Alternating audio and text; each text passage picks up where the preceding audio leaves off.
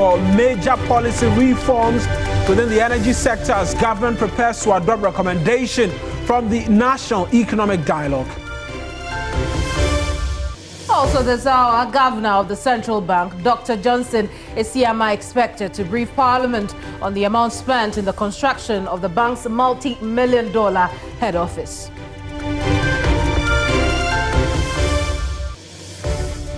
And in our Ghana Man series, we'll explore the country's rich heritage as we take you to some breathtaking locations that have shaped Ghana's history.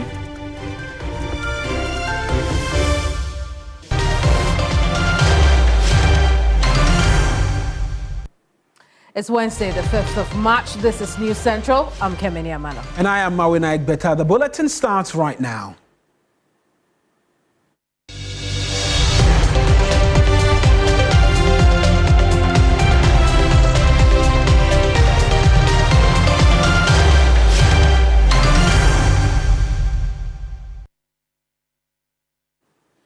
Of the Central Bank, Dr. Johnson Isiama is scheduled to brief Parliament on concerns regarding construction of the Central Bank's new head office.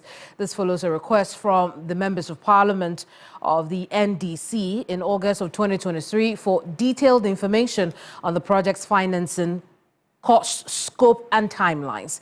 We can now check in with our correspondent on the ground on whether or not the governor has arrived in Parliament to answer questions from the MPs there. Crosby Annan is our man there. Crosby, good afternoon. Talk to us about what's happening. Has Dr. Isiama arrived?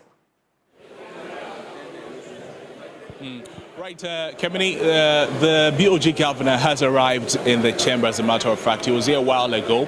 But what has happened since his arrival is that there have been some impasse, if you like. The minority and the majority, they have not been able to agree on whether or not the BOG governor should respond to the questions or should answer questions from members of Parliament in the chamber today. As a result, what you can see behind me is that the House has been suspended for 5 minutes. That was by the Deputy Speaker of the House, Bernard Ahiafo. He adjourned the House. That was because the minority, they are raising concerns on what is the reason why the BOG governor is in the House, essentially asking what his presence in the House is for. Is it here on a motion by any member of Parliament or a question filed by any member of Parliament? They do not understand why he is in the House to necessitate a committee of a whole session with them, if you like, a closed session with both the majority and the minority sides of the House. For the majority, however, the argument made by their leader, Mahama Yariga, is that this presence or the presence of the BOG governor in the House had been advertised for a while now. In fact, since Friday, it was advertised that the BOG governor will appear or will be present in Parliament in the chamber to answer questions in relation to the cost of the BOG building. At the moment, the Speaker has returned to the chamber and sitting is about to continue after a closed session or engagement with both leaders of the House. So, Kemini, I'll take you right to Parliament as the Speaker. Bernard Ahiafo is taking his seat at the moment, and he adjourned the House because the leaders of the House could not agree on whether or not the BOG governor should make his statement. So the Speaker took a 5-minute break to engage with the leaders of the House on what next to do. Kemini, so I'll hand it back to you, and then we'll get ready to listen to the Speaker.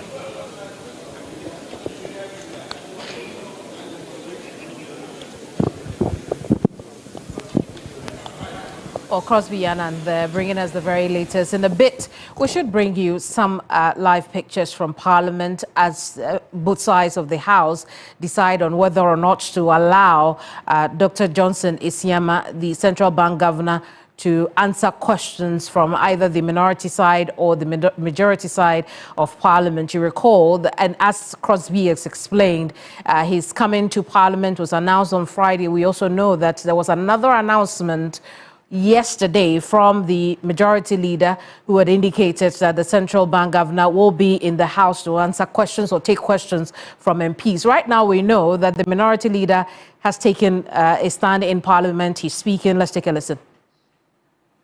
It's a notice of a committee meeting, a committee of the whole, in this very chamber.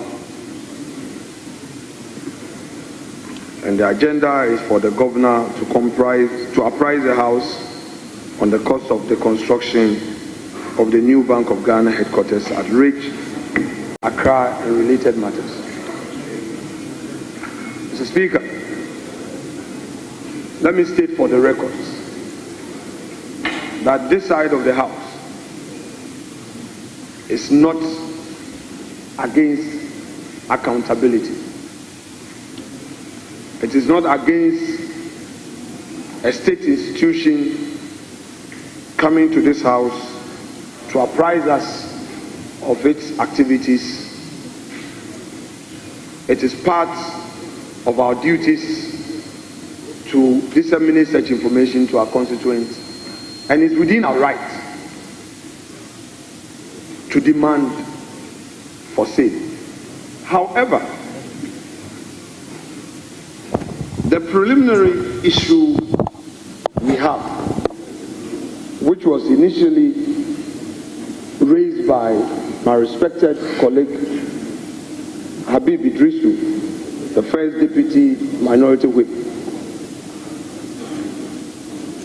had to do with procedure of initiating our rights. Rights are exercised, but through some process. And we know that this is a house of rules and procedure. This house observes its own practices, conventions, and equally guided by the Constitution, standing orders, etc., etc. It is our case that for the governor of the central bank to come, the matter should first be raised on the floor, either through a question, a statement, or some other means in accordance with our rules. Order 91 of our rules allow a member to bring up an issue of urgent public importance. Our rules under Order 114 also allows for statements, motions to be filed. Mr. Speaker, when a motion is debated, there could be consequential directives which would then pave way for a head of an institution, a constitutional body, to apprise the House. So all our cry is about procedure. For the records, this matter, although came up in the 8th Parliament, it has never come up in the 9th Parliament. No member of Parliament has filed a question, filed a motion, neither has any member filed a statement, which statement has been admitted by Mr. Speaker, resulting in the need to bring the governor of the central bank to this chamber. However, in all fairness to the majority leader, he raised the matter at the business committee meeting where he chairs, and eventually in the business committee report he presented last Friday, he did indicate that the central bank governor is being programmed to apprise the House today, and same has been advertised. Our side is of the view that in spite of that process initiated by the majority leader, the right procedure to trigger our jurisdiction as a House would be for the matter to be properly raised Mr. Speaker, this is all our prayer. It is therefore in your hands to take a decision so that the House progress. Thank you very much. I will give the floor to Honorable Majority Leader. Mr. Speaker, the practice of this House regarding asking questions is known.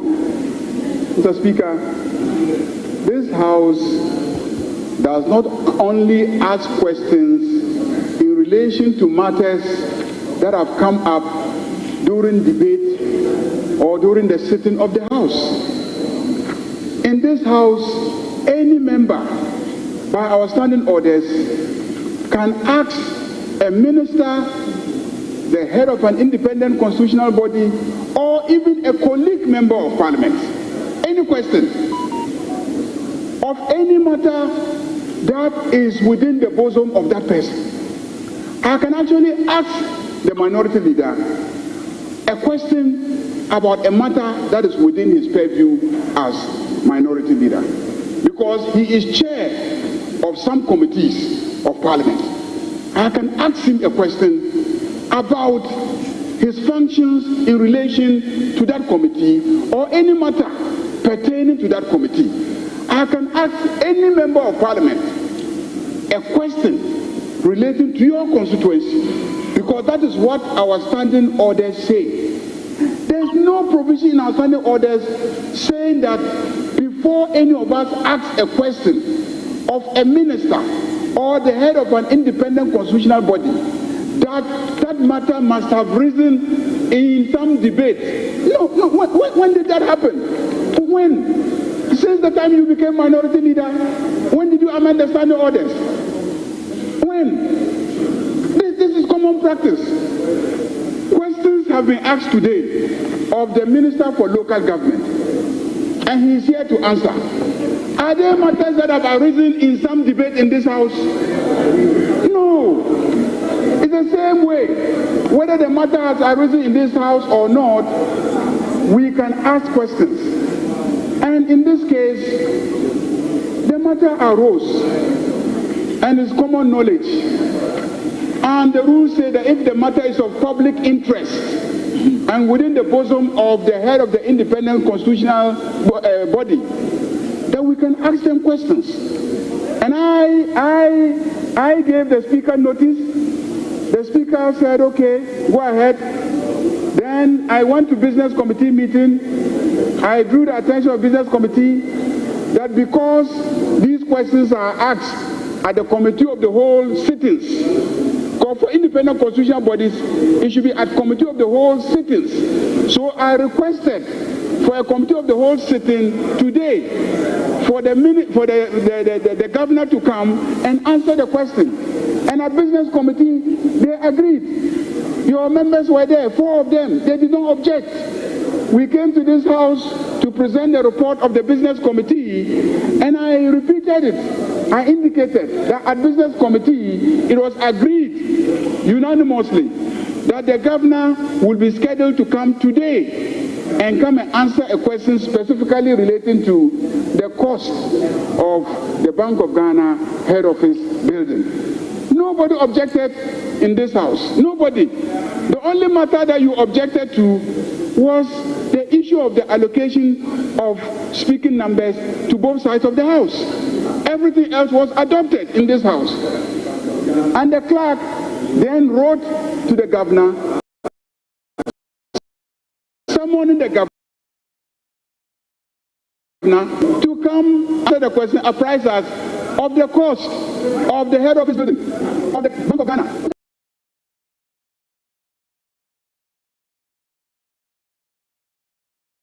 I don't know what this is. I don't know whether there's an attempt to run away from that answer. I don't know whether people are afraid of the information that the governor will be providing. Mr. Speaker, this is a matter that the public has an interest.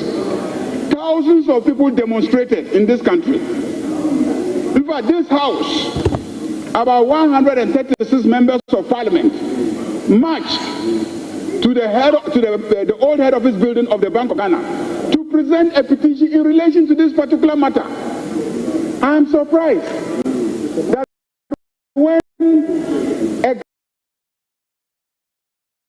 governor becomes available to come and give answers relating to the cost, some people will seek to run away from it. Jessica, what is all this? Let's just sit and listen to the governor. Let him tell us the cost. It's a public asset. They use public money to procure it. And we represent the public here. And we want to know how much it costs. How is that an issue? Even if there is, let's say that some anomaly in the procedure, please, in the interest of the public, let us hear him. Oh, it's okay. All right, it's okay. Mr. Speaker, can we invite the governor to come and give us the cost of the building?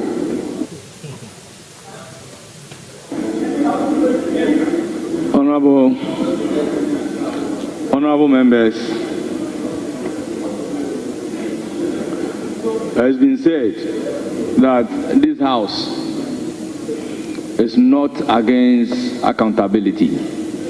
We are all in support of our institution being accountable to Ghanaians through their representatives.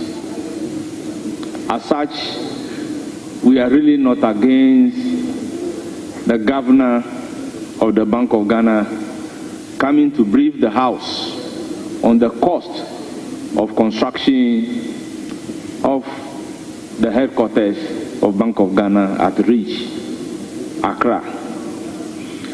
Honourable members, it is not in dispute that this matter was raised at Business Committee, program in the report of the Business Committee, and this House has adopted the Business Committee's report.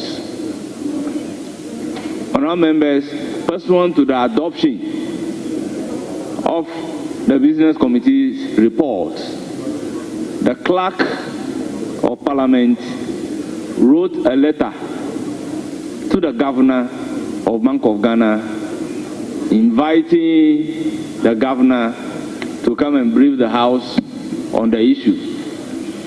As such, the order paper for today has it at page 6, item numbered 17, to the effect that the Governor of Bank of Ghana would be coming to the House to brief the House on the cost of the construction of the Bank of Ghana headquarters.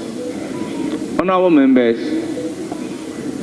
the practice and the convention is that when a business committee program an institution to come and brief the House, and there is no objection to that at the time the business statement was taken, procedurally the clerk was right in writing a letter to invite the Governor to come and brief the House in line with the business statement adopted by the House. So with all due respect, honourable members, there is an adage that says that if the farm is not long, your water container must not be big. We should not spend so much time debating whether the Bank of Ghana governor should come and brief the House on the construction of their headquarters or not. Honourable members, in the spirit of all of us interested in accountability, I will want to humbly proceed to invite the Governor of the Bank of Ghana to come and brief the House. Honourable members, I will proceed to bring the Governor to come and brief the House. The House is accordingly constituted into a committee of the whole. Honourable Governor for Bank of Ghana, you may come and brief the House.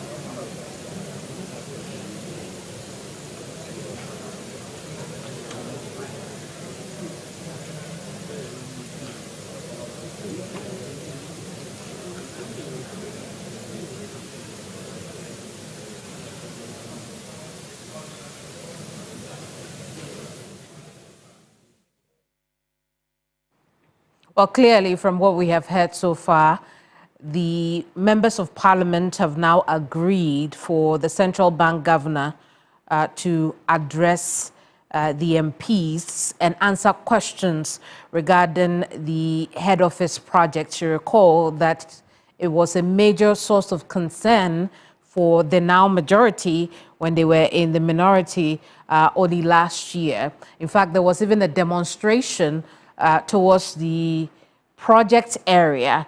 You recall it is that demonstration that the then central bank governor, Ernest Addison, did not come out to take the petition, which also angered the then minority MPs. The project is done, is dusted. The central bank is using the project which you see on your screens at the moment. You recall also that when the new governor went into office, he inspected this project. He went around the office to see what it looked like and things associated with that. Now we know that the majority side, which had been unhappy about the cost of the project, is asking that the central bank governor comes in to answer questions regarding this project.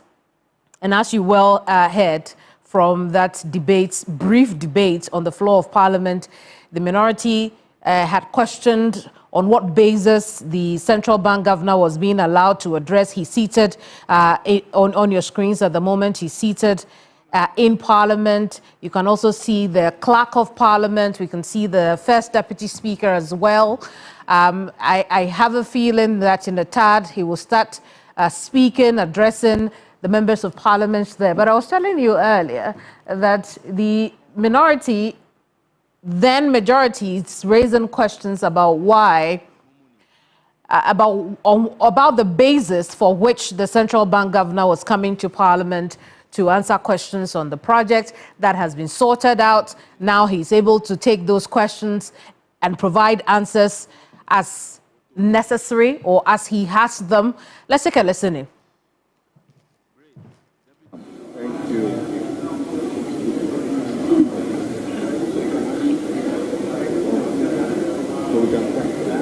Good. Yes. So, honorable members, they are here to give us a briefing on the cost of construction of the Bank of Ghana headquarters located at Ridge, Accra. So, honorable governor, you have the floor.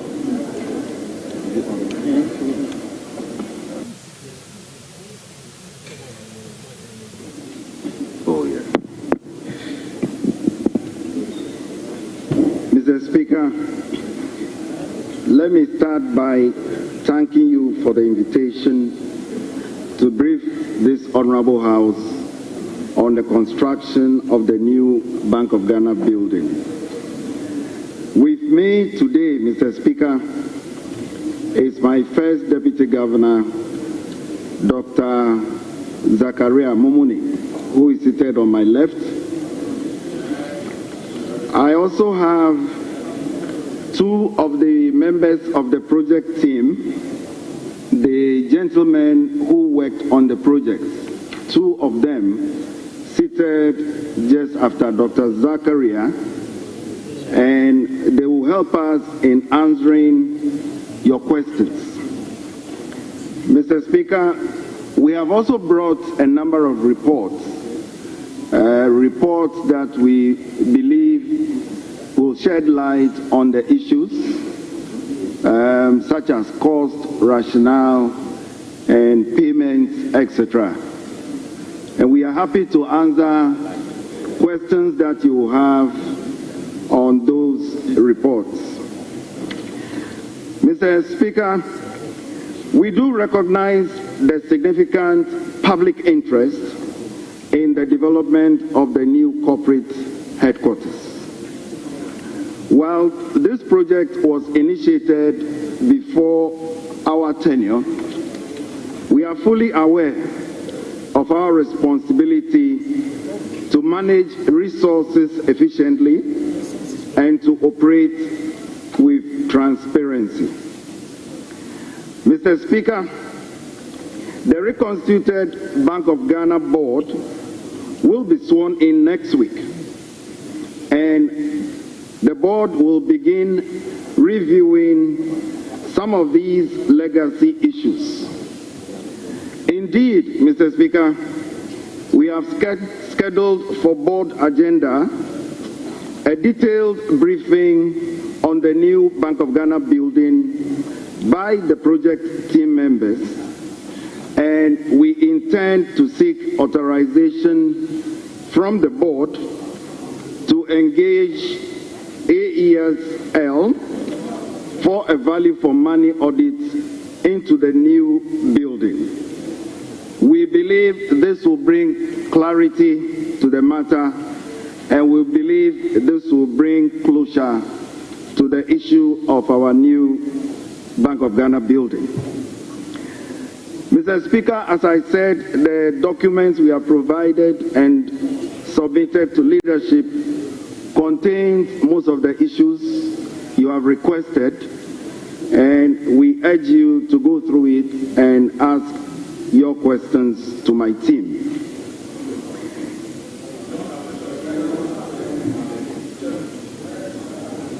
Can I go on?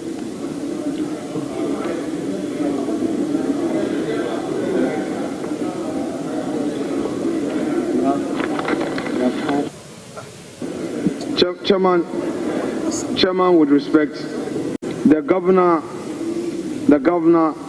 in his submission is saying that he has forwarded some document to leadership, and he hopes that this will enable us ask the relevant questions. But respectfully, we haven't received any document.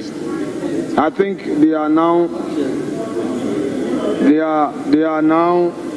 sharing the document. So I just want him to wait for a moment for us to have this document.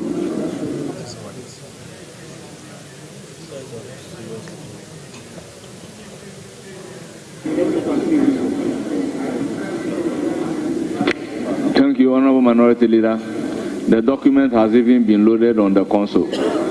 So, Governor, please proceed.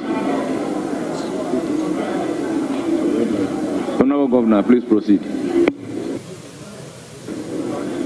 Thank you, Mr. Speaker. Mr. Speaker, the discussions around a new headquarters for the Bank of Ghana date back to 2011, when the board at the time considered acquiring land for the project. However, the board at the time could not settle on a specific location until its tenure ended. Mr. Speaker, even in 2016, when I was a deputy governor, the same issue was being considered. However, we could not settle on an appropriate location. In 2019, under a new board of the Bank of Ghana, a structural integrity audit was conducted, and this showed that the existing head office, which was built in the late 1950s, had developed significant structural defects and was no longer fit for purpose. Mr. Speaker, we have provided a copy of this document also on the structural integrity audit that was conducted in 2019. Following this, Mr. Speaker, the Board of Directors at that time approved the development of a new corporate headquarters, citing security, operational efficiency, and long-term institutional needs as key factors. Mr. Speaker, in 2020, the land was acquired at West Ridge, and I am informed that a competitive procurement process that was approved by the Public Procurement Authority led to the selection of Mr. Goldkey Properties Limited as the contractor under a turnkey arrangement. Mr. Speaker, the project was initially valued by the PPA at $81.8 million US, but later increased to $121.1 million after the Bank of Ghana requested for re-evaluation. This was revised again to $222.8 million, and I'm just rounding off, Mr. Speaker, after the redesign and inclusion of building management systems. Mr. Speaker, there were also statutory requirements, security needs, and sustainability considerations. As a result, the total project cost increased to $261.8 million. Mr. Speaker, as of February this year, a total of $230 million approximately has been paid towards the project, with an outstanding balance of $31.8 million to be paid to the contractor. Mr. Speaker, a total of $48.3 million has been paid in taxes and levies that were related to the construction. Mr. Speaker, beyond the core building, separate contracts were awarded for other infrastructure. These include ICT systems and network infrastructure, which was awarded at a cost of $8.6 million, integrated electronic security systems, which was also awarded at a cost of $15.8 million, and furniture and furnishings that was also awarded at $11.1 million US. Mr. Speaker, these elements were included to ensure that the bank operates in a secure and technologically advanced environment in line with the needs of a modern central bank. Mr. Speaker, while the new headquarters project has understandably drawn public attention, Mr. Speaker, it is important to emphasize that the Bank of Ghana remains fully focused on its primary responsibilities, which is to maintain price stability, which is to ensure financial sector resilience, and which is to foster economic growth. These are the priorities that guide our actions. As an independent central bank, we recognize, Mr. Speaker, that public trust is fundamental to our operations, and that trust is built on transparency, sound decision-making, and a demonstrated commitment to prudent financial management. Mr. Speaker, we want to assure this Honorable House that the new board will exercise its oversight responsibilities efficiently, and the new board will ensure value for money in all our undertakings. Mr. Speaker, once again, I thank you for the invitation. Thank you. Thank you very much, Honorable Governor for Bank of Ghana and your team. Honorable members, I intend to open the floor for some questions, clarifications. Honorable Ampim Nyako, you have the floor. Thank you, Mr. Speaker. Mr. Speaker, we have heard the governor, and we are happy that he's been able to provide this information. I just want to find out why the contract was awarded in dollars and not in cedis. And then secondly, you said you acquired the land. Is the cost of the land part of the cost of construction that you've given us, or is that separate? And if it is separate, have you paid fully for the cost of the land? Thank you.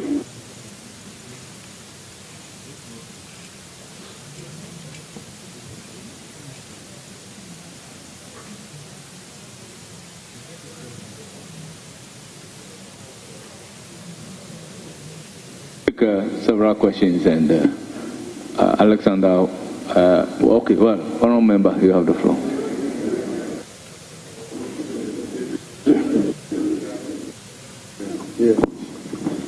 Thank you very much, Right Honorable Speaker. I have a couple of questions for the governor. The first, I will reference him to paragraph 18 of the document he shared, which is talking about the cost per square meter of the building. According to the report, he's saying that the cost per square meter of this head office building is $2,068, which compares with international standard of $2,658. And so, from his own statement in paragraph 18, the value per square meter of the building is way below what it is compared to international standards. If the governor is aware, if you check with EcoBank Ghana, all the buildings that have been built here in this country in comparative terms, the cost per square meter is still even lower in the case of the Bank of Ghana than even the EcoBank building. And so this assertion, even with all the security complexities of the building that we see today, the issue of value for money that you're talking about, I think it is adequately addressed over here. The second question I want to refer him to.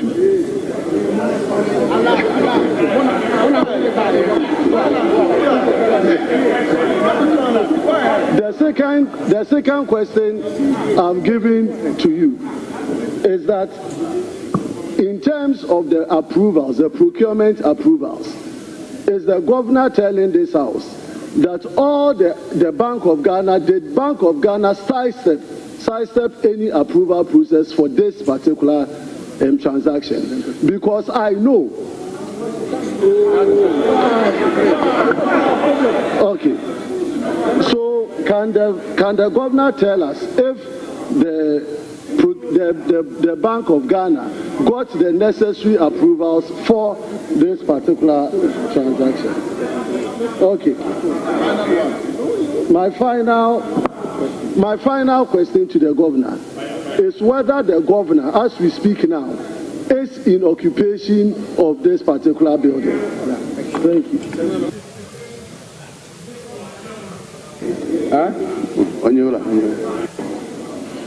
Honorable Otoja. It's not coming. My decision is no way. Okay. Thank you, Mr. Speaker. Mr. Speaker, can the Bank of Ghana governor brief this House as to what the cost or what actually accounted for the repeated increase in the contract sum?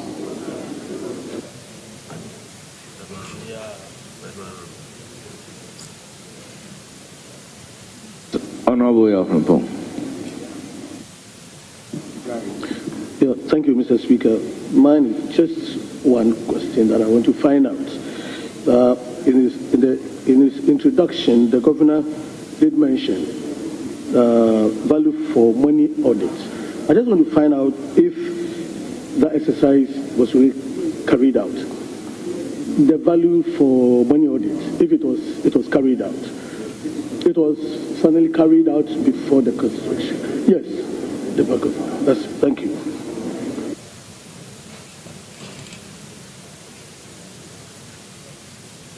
Yes, Honorable Bondi. Thank you, Mr. Speaker. Two quick questions. I am aware that before a project like this would be costed, all the architectural drawings, consultancies and everything would have been done before an institution like Bank of Ghana would put up a cost. Unfortunately, from $81 million, we are hitting revived to about $260 million. The Bank of Ghana governor did not explain to us what exactly changed in the cost of the changing of the price. Can we? I am aware. The Bank of Ghana should be able to educate us also the selection of the consultants that would have to pay over $3 million for this project. Thank you very much. Thank you. I'll take one more from here and give the opportunity to the governor. Kennedy Osenyako. Thank you, Mr. Speaker. Mr. Speaker, I want to ask the governor. There is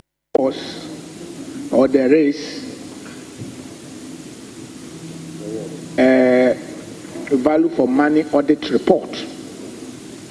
If there is not, will he consider engaging Crown agent to conduct a value for money report and furnish the House so that we'll be able to know the exact cost or what accounted for the cost of the project? Thank you.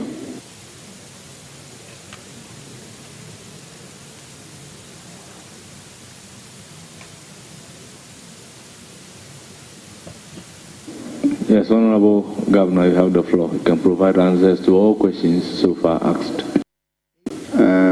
Very much, Mr. Speaker. I would defer to my colleagues, the members of the project team, to provide initial answers, and then I'll come in. But I'll just touch on the one question before I defer to them. This question on occupation of the building. Yes, my predecessor moved into his office before he left office. Why? Because this was allowed under the contract. Remember, the project is about 98% complete, done. And so my predecessor moved in, and therefore when I took over, I had no choice but also move into it whilst we continue all the other processes. Mr. Speaker, permit me to now defer to my colleagues, and then we will take the questions one by one. Thank you, Mr. Speaker.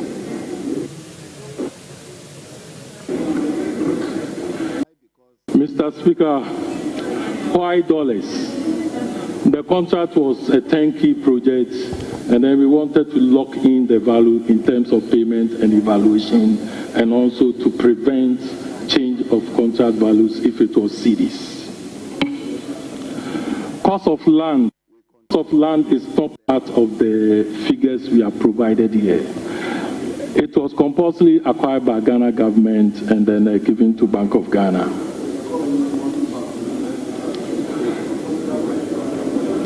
cost per square meter.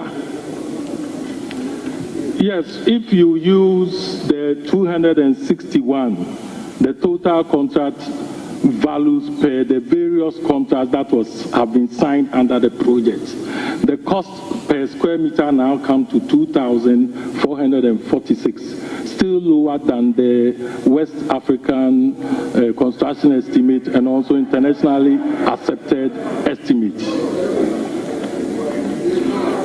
Procurement approvals. Mr. Speaker, procurement approvals were sought for all the processes. The first one was the PPA approval to use the restricted tendering for the selected contractors who were to build such an edifice. The PPA gave an estimate at that time when they gave the approval of $81.8 million. Mr. Speaker, after the evaluation and then selection of the contractor, the lowest responsive value for the contract with Goki Properties Limited was $121.0 million. So the Bank of Ghana went back to PPA to inform them about the new value, and on 31st August 2020, the PPA gave approval for the $121 million. Mr. Chair, Mr. Speaker, after the evaluation, the ETC gave approval for Bank of Ghana to go to CTRC to seek a concurrent approval, and that was also granted.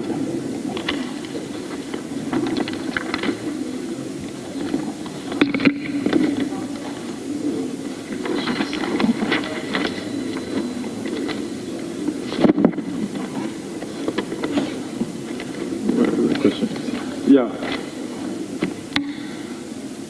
Mr. Speaker, the occupation issue has been answered already. The repeated increase in the contract sum. After the signing of contract with Goki Properties, now the Bank of Ghana have to come in and sit with the contractor at the total as submitted. And many of the issues that were considered was the fact that there are security issues of the total contract that couldn't be given to public. So these ones had to be discussed at the point of the contract. The original plan was supposed to be 25 floors. Unfortunately, the spatial requirements require that it cannot be 25, but reduced to 20-floor facility. We also have to look at all the statutory approval requirements and also the functionality of the building in order to address all the requirements of Bank of Ghana. This finally resulted in, Mr. Speaker, a 4-structure facility made up of the tower block, 20 floors, urban block, 8 floors, amenity block, 6 floors, and the podium that houses 5 car park floors under the building, because it was noted that that area lacked car park, and then we will have to factor that into the building. And a modern energy farm system was also introduced into the facility in order to address power needs, since such a building will require continuous power supply without any issue of light off. A treatment for water was also introduced, and all these things were done in order to make the building EDGE certified. And Mr. Speaker, I can assure you that the project is EDGE certified, and then EDGE team will also do a review very soon.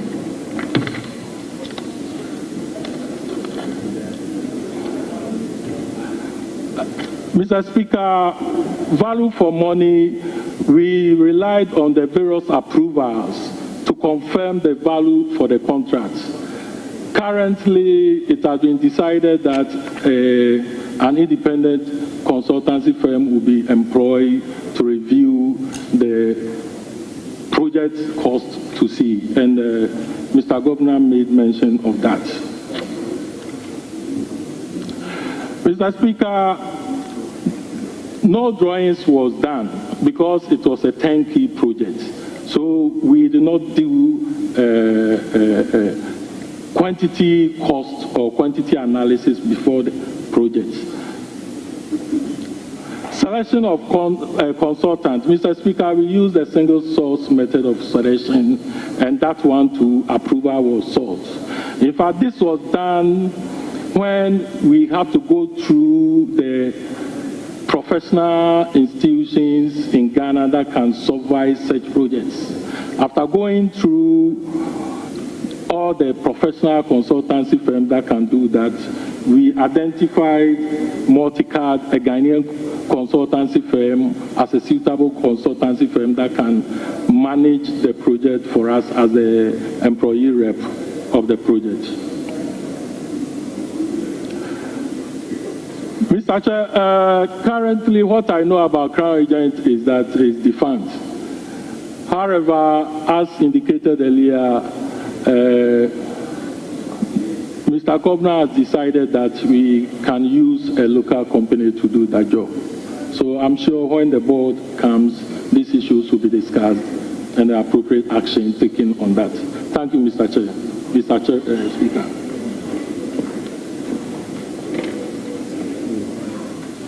Thank you. We'll then open the second round of questions. I give the floor to Minority Chief Whip, Honorable Anodon Pre. Chairman, let me thank you for the opportunity. Chairman, I've taken time to listen to the presentation, and the governor's and his team, I think one of his team members responded to a question on value for money. And amongst other things, he says they came to certain conclusion based on the procedure that was adopted. And then he also says the AESL will be contracted to do some work. I don't know if I'm correct. Then you went ahead also to say an independent body will again be contracted. I'm struggling to get some meaning. Why will, in the first place, is it not too late in the day that AESL will be engaged? And why would you still want to engage an independent body on same subject matter? Am I right to come to a conclusion that after all, there are no fishy deals in this project, and Ghana did not lose out on it?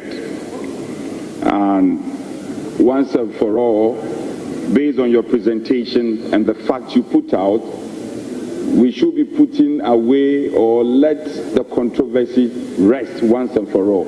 Will I be right to come to this conclusion?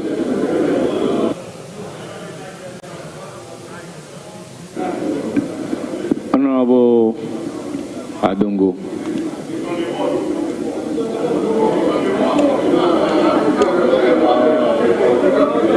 Thank you very much, Mr. Chairman.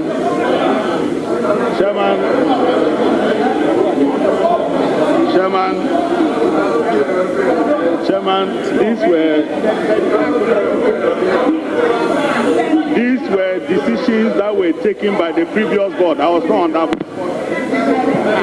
But even if I'm on the board, are you taking decisions here? You are not taking any decisions. If you are taking decisions, Mr. Chairman,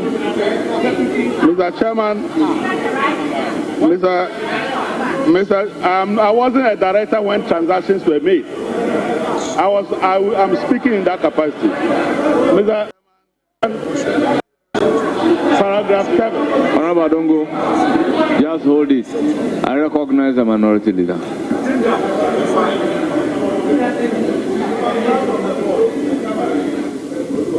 Chairman, respectfully, the honorable member who just rose and caught your eye has just been appointed as a director of the bank. He's gone through the process, nomination through Council of State, and finally he has become a director. Although he's yet to be sworn in, I humbly hold a view that he can pass on his concerns to some other member to ask, because, Mr. Speaker, the governor said that the same board is going to pursue them. It is obvious that he's in conflict. He's in conflict in the sense that, first, Mr. Speaker, is in conflict in the sense that he's torn between two bona fides here. One as a director and the second as a member of this legislature. Mr. Speaker, a matter has come before this House. And the matter that has come before this House, though you don't have a personal interest, you have an interest in your official capacity. That is, as part of your functions, it's indicated that you are going to undertake certain activities. I do not think that it would be appropriate in the circumstances to now proceed to be asking questions on the very matter that you are going to peruse in your capacity as a director of the bank. Mr. Speaker, I've just made my submission. It's for you to rule upon it. Honourable members, guided by the decision of the Supreme Court in the case of Justice Abdullah versus Attorney General Adongo, you have the floor. Ask your question. Thank you very much, thank you very much, Chairman. Chairman, thank you very much for the protection. In 2020, I was not a board member, and these transactions were done from 2020. Even now, I only disclose my interest and not take a decision. Please proceed to ask. That's all I do. Proceed. Anyway, Mr. Chairman, the board under paragraph 7 indicated that the original estimated contract sum, or the engineer's estimate, put the contract at $100 million. In their own wisdom, they revised this to 81 million before the tender. Then a tender is received which is 50% above the estimated figure given to us by our engineers. Our engineers, having compiled all the bill of quantities, think that it will cost us 80 million to build this facility. We are now looking for a contractor, and the contractor comes to tell us that he will construct it at a figure 50% above what our engineers are saying. And we went ahead and approved it. It didn't end there. Now we are dealing with 261, and this was being done at the time of COVID-19. Ghanaians were being asked to pay COVID levy. And you then went and signed a contract which is 250% above your estimate. My question is, was it that the Bank of Ghana was living without limitation? Whereas everybody was tightening their belts, Bank of Ghana had a lot of money to just be spending. But Chairman, can they tell us the second lowest or the lowest bidder per the evaluation report. There were other bidders. What were they saying? Were they also quoting 121 billion? Yeah. Can they tell us what to construct the property for, and for which they were ignored, and we went for 121 million? And then now we are Can they tell us what the other bidders were telling us? And then two,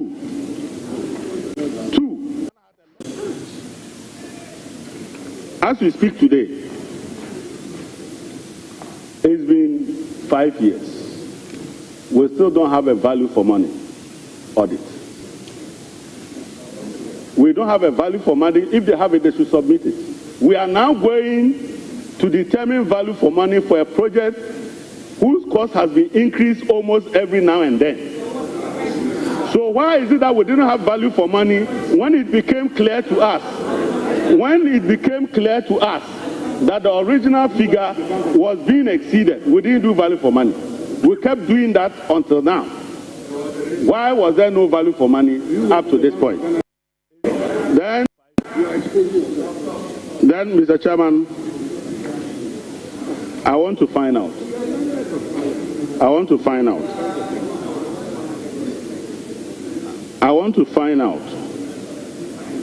Is it also one of those projects like the National Cathedral where the figure was listen to me, where the figure was a moving target? Honourable members, Chairman, members, let's listen to each other in silence. The cost of that project was also a moving target. Was it a moving target? Was the project cost a moving target? Said that it could just be going up and up and up and up without an idea where it will end? Please, Chairman, I want to know whether this cost was a moving target. Because we are in this country, when you people started a national cathedral and every day the figure was going up. Then you went to build the headquarters of Bank of Ghana, that figure too also started going up. Why? Are you only interested in moving targets? Please tell us, was it a moving target?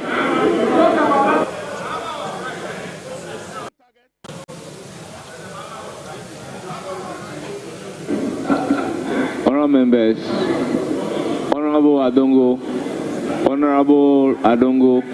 you shouldn't have added the issue of cathedral. Okay, Chairman, I agree with you. I want to know whether this project, Honorable Brana Champo, the cost of this project was a moving target and never ended. Yes, I want to know that.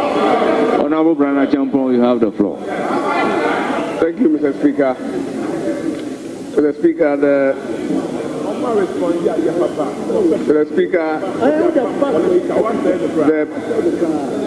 people supervising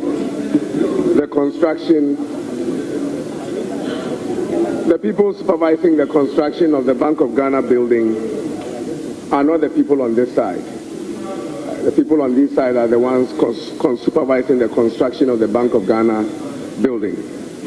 Mr. Speaker, the 107,000 square meters, we are told, cost $222 million.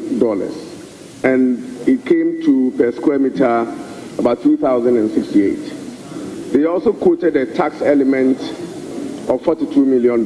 My question is the 222 million inclusive of the tax of 42 million? If it is, then the construction cost will be $1,600 per square meter, which will be far lower than the recommended construction cost for such buildings in Africa. That is, if the 222 million is inclusive, the tax of 42 million is inclusive, then the cost will be far cheaper. But Mr. Speaker, when we talk about building a Bank of Ghana structure, where a central bank structure for that matter, we are not talking about building a Ministry of Agriculture head office or an NHIS head office. We are talking about the Central Bank of Ghana. Mr. Speaker, I can assure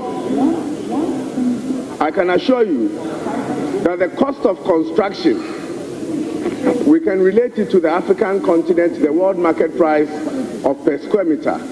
But the security architecture, the implications of it alone can be more expensive than the building itself. Yeah, right. If we are building a serious central bank infrastructure, what goes into it for security can be more expensive than the brick and mortar. So my question is, Mr. Speaker,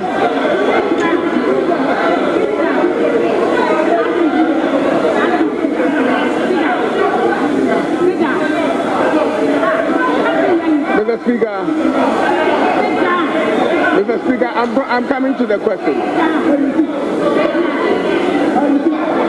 Honorable members, can we listen to each other in silence? Mr. Speaker, honorable members, with the exception of Honorable Brana Champon, all others, resume your seat. The question is, that was the background to the question. Mr. Speaker, the question is, a request is being made, and this will be the first one in this country, an infrastructure for recycling and reuse of waste to liquid treatment in a building in Ghana, the first of its kind. We are recycling and reusing waste to liquid treatment plants in this country. The question is, Mr. Governor, as you have resumed, the question is, as you have resumed this position as governor, if there is a need to upgrade the security infrastructure as you already have to be compliant with 2025-2026, albeit the cost of 220 million, will you admit new cost if you are being impressed upon or advised by national security to add on other infrastructure to the building? Will you admit the cost? Finally, one of your officers did mention that the cost of valuation, the cost and quantity valuation was not done. And that it is because it is a 10-key project. Mr. Speaker, I find it very strange, and I'll add the question. I find it very strange that somebody will walk into the Bank of Ghana boardroom, present to you a 10-key document, you don't review quantities, and then you award a contract. One of the most respected institutions in this country is the Bank of Ghana. The people there are highly respected. It will surprise me. And Mr. Governor, I don't believe that a document was presented to you, quantities were not evaluated, and the Bank of Ghana accepted the bid and awarded. I want a verification of that and a validation of that statement. Thank you. Honorable Richard Achampong. Mr. Chairman, thank you very much. If I heard the officer right, he mentioned that finally the cost per square meter as we speak stands at 2,446. Is that correct? 2,446, which excludes the cost of the land.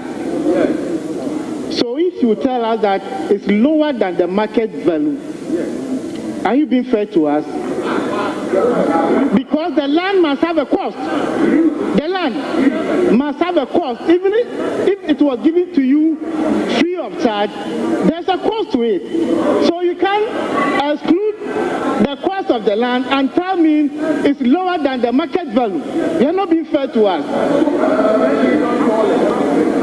My second issue is, right now we are talking about 261,773. Can you share with us the current value, market value of this project? Assume you are selling the project today.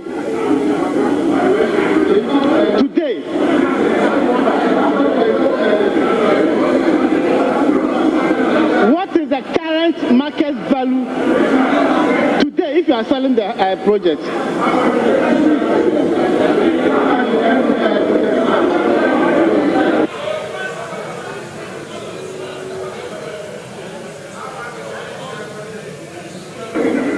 Honorable Jerry Ahmed. Thank you very much, Mr. Speaker. Mr. Speaker, paragraph 7. Mr. Speaker, paragraph 7, respectfully, with your permission, says that the PPA, by a letter dated 29 January 2020, conveyed the board's approval to the Bank of Ghana. The approval to use the shortlisted contractors for the restricted tender also revised the estimated cost of the project from 100 million to 81 million. First of all, just want to find out if that was complied with. And then when you come to paragraph 10, it goes on to say that the PPA, in response to the bank's letter dated 31st August 2020 on the outcome of the tender process, reviewed the initial PPA approved estimated amount from USD 81 million to USD 121 million. I just want to find out what accounted for this change. If the first was complied with the 100 and something to 81 and then the subsequent one. Thank you very much. Thank you, Honorable James Agalga. Thank you, Chairman. Chairman, if you look at paragraph 5, the bank states that the land was compulsorily acquired by the state through an executive instrument. Now, they also go on to state that the said land was previously owned by the state insurance company. So my question is, did the state compulsorily acquire from itself? In any case, how much compensation was paid by the state after the compulsory acquisition? What was the value of the land? And how much did the state pay?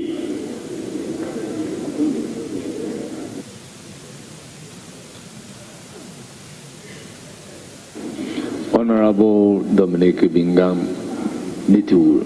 Thank you, Mr. Speaker. Mr. Speaker, I want the document that the governor shared with members. I want confirmation, because most of us here have gone through, or at least have held public offices before, and so we know the processes. I've seen from your briefing and to the document, you stated certain things. I want confirmation. Your briefing says that this project was a restricted tender. How many firms did they restrict it to? When they were opening the bid, were the company's present or not? Were they in the room when they opened the bid for all the restricted tender? That's the first thing, so that it's transparent for everybody. Secondly, after PPA had given you approval and your entity tender meets, was it taken to the Central Tender Review Committee of the Ministry of Finance or not? This is the second leg I want. I see it here, but I want confirmation from you. In your own document, you are admitting that the industry standard, this contract is much lower than the industry standard. in terms of per square meter. What really is the problem, Mr. Governor, with this contract from your own perspective?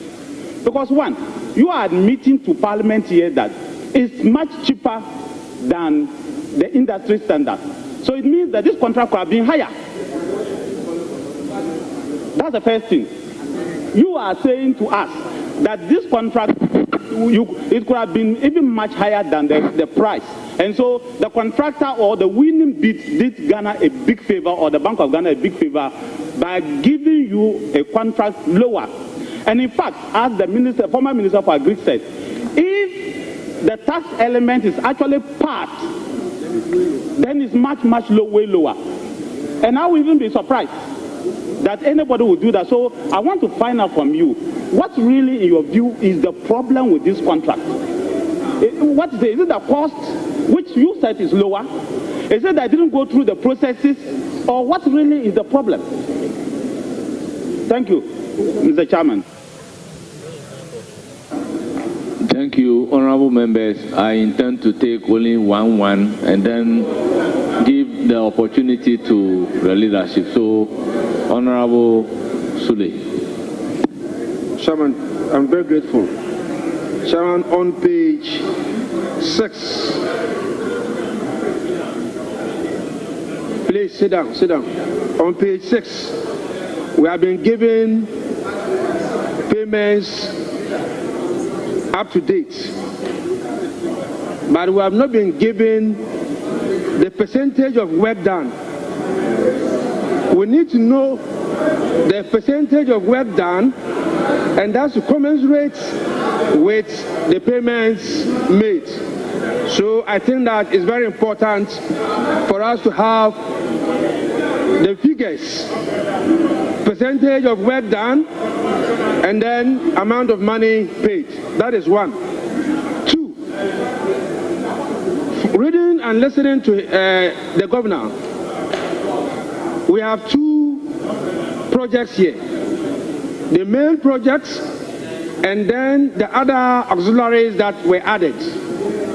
Now you went to PPA and you were given approval for the main contracts.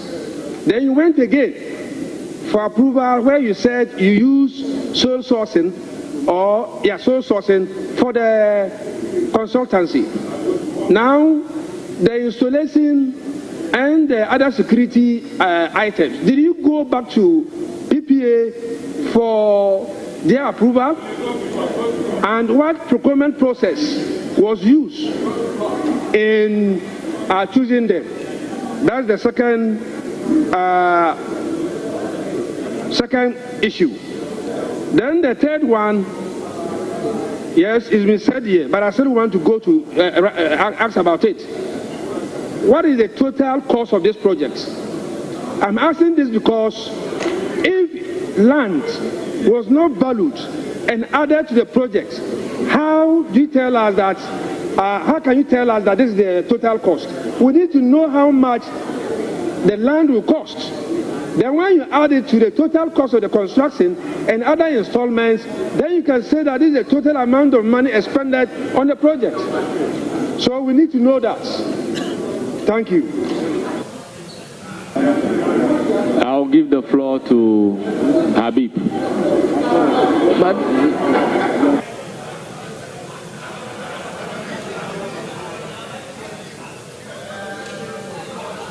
Honorable leaders, when a leader is on his feet, so Honorable Abna Usayasari.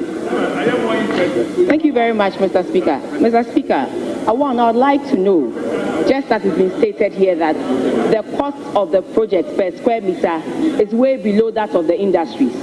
So I want to know why they've been hauled to Parliament. Secondly, I also want to find out if this is the only big project Bank of Ghana has done in its lifetime. All the other projects that they have done, what is the process? I know they have done one in Takrade, they have done the hospital, they have done Tamale. And clearly, we also want to find out the processes they went through in all those other projects and whether they went through things like this. and whether they were held before Parliament for putting up a project in Takrady, in Temale, and the hospital as well. Because clearly, Mr. Chairman, if we are being told that the cost of the project is way below that of the industry's cost, frankly, why have they been hauled to Parliament? Thank you. Well, on your question why they've been called to Parliament, I recognize the Attorney General. Thank you, Mr. Speaker. Mr. Speaker, the former Deputy Finance Minister objected a member of Parliament for Etiwa. Minister of State, sorry. Yes. Mr. Chairman. Yes, indeed. It's time to bring some life into your afternoon, isn't it? Yes. We have to cut in to bring you your favorite lifestyle show, the afternoon show. But the governor, Johnson Isiama, is in Parliament answering some few questions. The cost of the new headquarters, yes. And a lot more there in Parliament. But we want to make your afternoon a bit lighter, okay? It has to be light. It really has to be light. It's been quite intense morning.